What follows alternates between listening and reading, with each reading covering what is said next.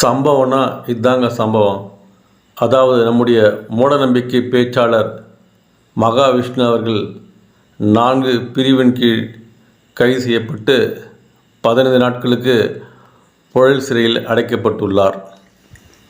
இதுக்கெல்லாம் முக்கிய காரணமான நம்முடைய ஆசிரியர் முனைவர் டாக்டர் சங்கர் அவர்களுக்கு நம்முடைய வாழ்த்துக்கள்.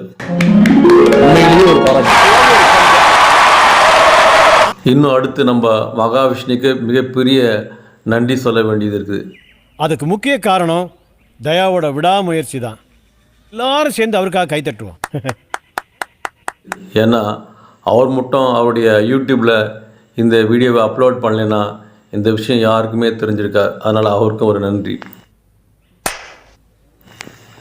அன்றைக்கி நீ என்ன பேசுன?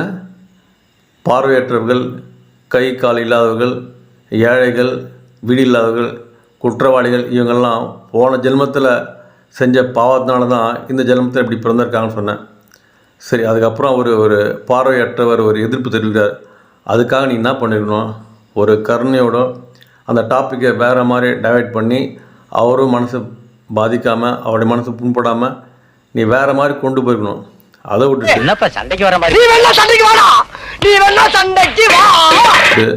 நீ என்ன சிஇஓட, அதாவது முதன்மை கல்வி அலுவலரை விட நீ பெரிய ஆளா, அவரோட உனக்கு அறிவு அதிகமாக இருக்கா அப்படின்னு எல்லா மாணவர்கள் மத்தியில் அவர் ஒரு பெரிய புடுங்கி மாதிரி பேசினேன். நீ என்ன பண்ணாங்க? உன்னை பிடிங்கிட்டாங்களா? அது மாத்திரம் இல்லை, மந்திரம் சொன்னால் வானத்திலேருந்து அக்னி வரும், நோயில் குணமாக்கலாம், இங்கேருந்து இன்னொரு இடத்துக்கு பறந்தே போகலாம் சொன்னியே. இப்போது ஆஸ்திரேலியாவிலேருந்து எப்படி வந்தேன்னு கேட்குறாங்க.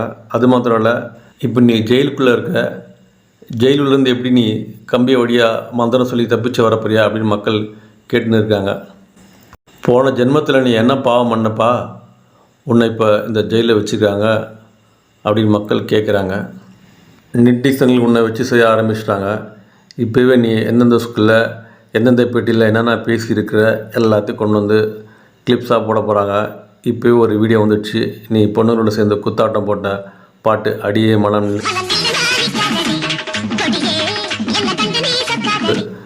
அதனால் உன்னை வச்சு செய்ய விட மாட்டாங்க இன்னும் 2-3 வாரத்துக்கு. மகாவிஷ்ணு மாற்றுத்திறனாளிக்கு எதிராக அந்த ஒரு கருத்து சொன்னதுனால ஆசிரியர் சங்கர் அவர்கள் மாற்றுத்திறனாளி அப்படின்றதுனால அவருக்கு கோபம் வந்துச்சுன்னு கூட நினைக்கலாம். ஆனால் உண்மையிலே அவர் அதுக்காக கோவப்படல. ஒரு பகுத்தறிவற்ற பேச்சை தான் அவர் கண்டித்திருக்கிறார் சங்கர். ஏன்னா அவர் பகுத்தறிவு என்ற பாடத்திட்டத்தில் முனைவர் பட்டம், அதாவது பிஹெச்டி பண்ணி கடந்த பிப்ரவரி மாதம் தான் அவர் பிஹெச்டி வாங்கியிருக்காரு. அப்படி இருக்கும்போது பகுத்தறிவுக்கு எதிரான ஒரு கருத்து சொல்லும் போது அவரால் பொறுத்துக்க முடியாது. ஏற்கனவே ஒரு மாற்றுத்திறனாளி. அது மாத்திரமல்ல, பகுத்தறிவுக்கு ஒவ்வாத கருத்துக்களை பேசும்போது அவருக்கு அங்கே அதுக்கு மேலே தாங்க முடியல. அவர் தன்னுடைய கருத்தை தைரியமாகவும் துணிச்சலாகவும் சரியாகவும் சொல்லியிருக்கார். அவர் பயன்படுத்திய வார்த்தைகள் மிகவும் அருமையானது. அவர் ஏதோ சனாதனத்தை சொல்லாதீங்க, மத போதனையை சொல்லாதீங்க, இந்து மத போதனையை இந்த பள்ளியில் சொல்லாதீங்க அப்படின்னு சொல்லலை. அவரும் பொதுவாக அரசு பள்ளியில் ஆன்மீகம் வேண்டாம், ஆன்மீக சொற்பொழிவு கூடாது அப்படின்னு அருமையான வார்த்தையை பயன்படுத்தியிருக்கார். வழக்கமாக இப்படி எதிர்த்து பேசுகிறவங்களுக்கு சங்கிகள் அவருக்கு ஒரு கிறிஸ்துவ முத்திரையோ இல்லை முஸ்லீம் முத்திரையோ கொடுப்பாங்க. இப்போ அவருக்கு கிறிஸ்துவ முத்திரையோ கொடுத்துருக்காங்க.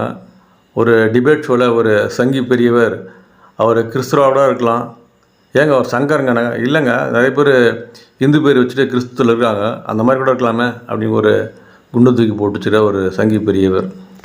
குறுக்கிட்டவர் கிறிஸ்தவர் யார் சொன்னார்? பேர் சங்கர்னு போட்டுருந்தது. சங்கர்னா அருமையா சொல்றீங்க.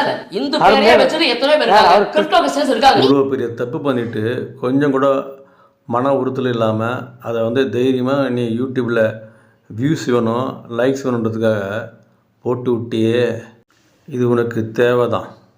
வியூஸ் வேணும், லைக்ஸ் வேணும், இதானே கேட்டேன். உனக்கு தேவையா? இது எல்லாத்தையும் பார்க்கும்போது இந்த சீனா ஞாபகத்துக்கு வருது.